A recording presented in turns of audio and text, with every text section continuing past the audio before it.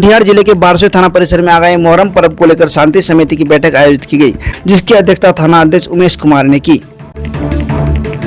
बैठक में मोहर्रम को शांति व आपसी प्रेम भाव से मनाने पर चर्चा की गई। थाना अध्यक्ष उमेश कुमार ने कहा कि थाना क्षेत्र में सभी त्योहार शांतिपूर्ण ढंग से होते आ रहे हैं। इस परंपरा को निभाते हुए सभी को आपस में मिलजुल कर मोहर्रम को शांतिपूर्ण और सौहार्दपूर्ण वातावरण में मनाए। उन्होंने कहा कि मोहर्रम कमेटी से मोहर्रम जुलूस के रूट चार्ट और होने वाले आयोजन के बारे में जानकारी ली गई। इसके अनुसार आगे की रूपरेखा तैयार की जाएगी। थाना अध्यक्ष ने कहा कि त्योहार सभी धार्मिक भावनाओं का सम्मान करते हुए मनाया जाना चाहिए। प्रशासन हर तरह के सहयोग के लिए तैयार है। साथ ही उन्होंने सोशल मीडिया पर भ्रामक पोस्ट से बचे रहने की बात कही। संवेदनशील पर्व में गिना जाता है। उसमें कुछ कार्य है जो करने और नहीं करने के लिए एक अलग ये गाइडलाइन आया है। तो सबसे पहला काम है कि आवेदन आप आज निश्चित रूप से कर दें। आपके यहाँ जो आयोजन किया जाएगा उसमें कार्यक्रम किस तरह की होगी, कितने लोग शामिल होंगे और बाजा जो लाउड स्पीकर अलाउ होगा जब आप अनुज्ञप्ति प्राप्त कर लेंगे। 10 बजे से सुबह के 6 बजे तक लाउड स्पीकर भी प्रतिबंधित है। जो अनुमति आपको मिलेगी वो सुबह के 6 बजे के बाद रात के 10 बजे से पूर्व का ही मिलेगा, जब आप लाउड स्पीकर का अनुमति लेंगे। डीजे का अपने क्षेत्र में तो हम लोगों ने 107 कर दिया है और वो लोग शर्त भी भर के देते हैं कि हम डीजे भाड़ा पर नहीं लगाएंगे, लेकिन इसके बावजूद कहीं कहीं देखने को मिलता है कि बंगाल से कुछ डीजे आ जाता है। तो ये जिम्मेवारी उसका तो सामान जब्त होगा, लेकिन उसके शागिर्द आयोजक भी माने जाएंगे। तो ऐसा न करें। जो निर्देश दिया जाता है वो जनहित में ही निर्देश दिया जाता है। कुछ भी इसमें ऐसा निर्देश नहीं है जो लोक हितकारी ना हो।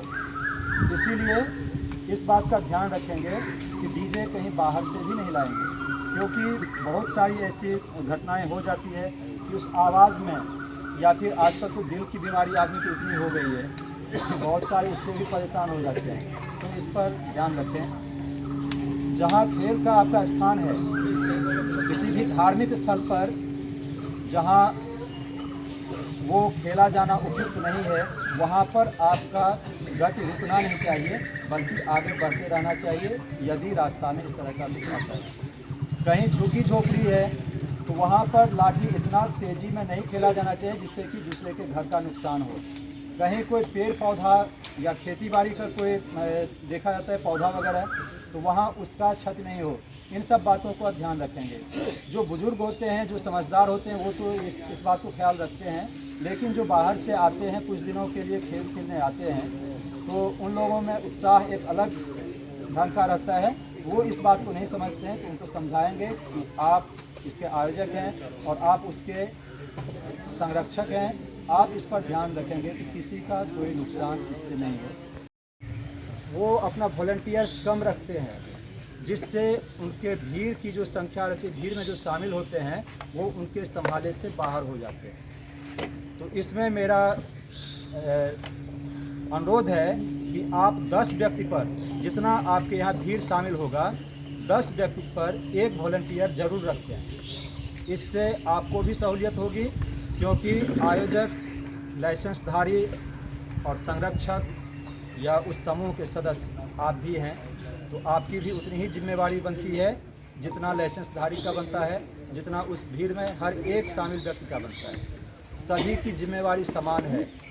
और चूंकि ये पर्व है, तो पर्व का स्वरूप बिगड़े नहीं, इसके लिए ख्यालात रखने होते हैं कि उसमें जो असामाजिक तत्व तो आपके भीड़ में शामिल हो गए हैं, उसको आपके द्वारा ही चिन्हित किया जाना है। क्योंकि हम तो जानते हैं कि ये आपके आदमी हैं। आप कल होके कहेंगे कि ये बंगाल से आए हैं या किसी अन्य थाना क्षेत्र से आए हैं, तो आए तो हैं आपके आयोजन में, आए हैं आपके करबला में, तो उसकी पहचान तो आप ही को करना होगा।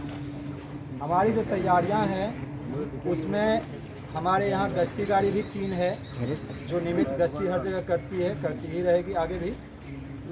दूसरा, हमारे पास बॉडी वर्न कैमरा भी है। आपकी गतिविधि हम जहाँ खड़ा रहेंगे वहाँ ऑटोमेटिक रिकॉर्ड होता रहेगा। सीसीटीवी कैमरा, जितने भी अखाड़ा ये करबला होंगे वहाँ पर आयोजक द्वारा सीसीटीवी कैमरा लगाने का भी निर्देश है, तो इसका भी पालन करेंगे, वहाँ सीसीटीवी कैमरा लगाएंगे। उसके अलावा हमारे यहाँ से वीडियोग्राफर भी होगा, तो इस तरह से आपकी हर एक गतिविधि को कैमरा में कैद किया जाएगा। तो जो अच्छा है, पर्व के लिए जो उपयुक्त है वो कैद होता है, तो हमारे लिए आगे अच्छा एहसास दिलाएगा। यदि उसमें कोई गलत हरकत होती है तो वो गलत परिणाम देगा, इस बात का ख्याल रखें। आप सभी गणमान्य व्यक्तियों के माध्यम से ये संवाद हम उस आयोजक और उस आयोजन स्थल पर भेजना चाह रहे हैं। ये जो कैमरा है वो एक ऐसा एहसास देता है, यदि आप अच्छाई करते हैं, अच्छाई से गुजर गए तो वो अच्छा एहसास दिलाएगा, लेकिन यदि गलत हरकत हो गया तो परिणाम गलत देगा। उसको सभी लोग जानते हैं, इसे दूसरों में भी चर्चित करें, दूसरों को भी बता दें कि उसमें आपके समूह में कोई भी असामाजिक तत्व, पूर्ण मद्य निषेध लागू है, कोई भी नशा की हालत में उसमें शामिल नहीं हो, ये आयोजक की भी जिम्मेवारी है, इस बात को ध्यान रखेंगे। धारदार हथियार का प्रयोग नहीं करें।